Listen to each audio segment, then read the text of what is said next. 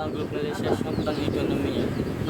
Ang globalisasyong pang-ekonomiya ay tumutukoy sa proseso kung saan nagiging mas bukas at magkakaugnay ang mga ekonomiya ng iba't ibang bansa sa pamamagitan ng kalakalan, pamumuhunan at palitan ng produkto, serbisyo at kapital. Dahil sa pag-unlad ng teknolohiya, transportasyon at komunikasyon, mas mabilis na naipapadala ang mga produkto at serbisyo saan mang panig ng mundo.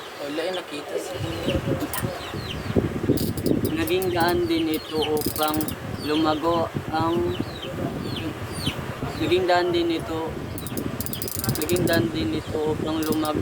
mga multinational companies na nag-ooperate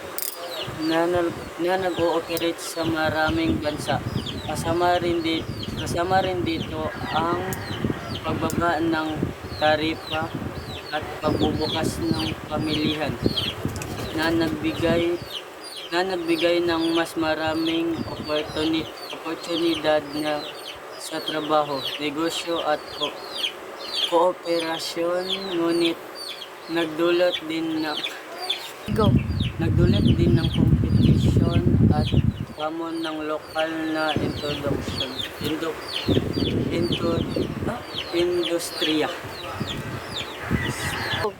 Paano nga ba umusbong ang multi-company? Ang mga multi-company o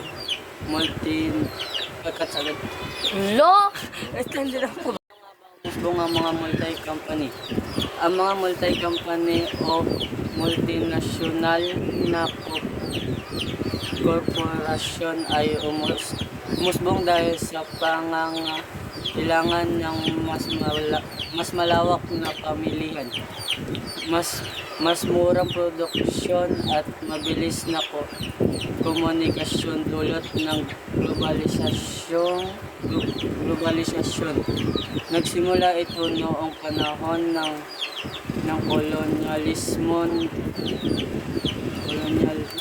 nang magkayo ang mga bansang Europeo ng negosyo sa kanilang kolonya upang makuha ang ilaw na materialis.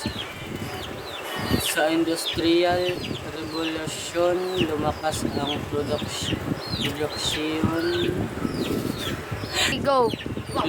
produksyon at pinalawak ang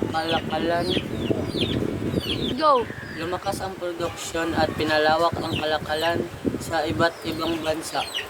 Sa modernong panahon, mas lumago ang mga kumpanya dahil sa teknolohiya, transportasyon at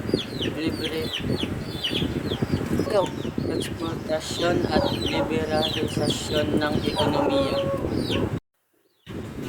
Narito pa ang mga dagdag na paliwanag at halimbawa tungkol sa pag-usbong ng mga multi-company. 1. Historical roots. Nagsimula sa mga kumpanyang gaya ng Dutch East India Company at British East India Company noong panahon ng kolonyalismo. Sila ang unang multinational. Number 2. Industrial na revolution. Dahil sa makinarya at mass produksyon, lumawak ang negosyo at kinailangan maghanap ng bagong pamilihan. Number 3. Modernong globalisasyon. Mas mabilis ang transportasyon at komunikasyon kaya't naging madali ang pagtayo ng sangay sa iba't ibang bansa. Dagdag na halimbawa, Apple, USA, teknolohiya at gadgets. McDo, USA, fast food chains. Huawei, China, telekomunikasyon. Sony, Japan, electronic.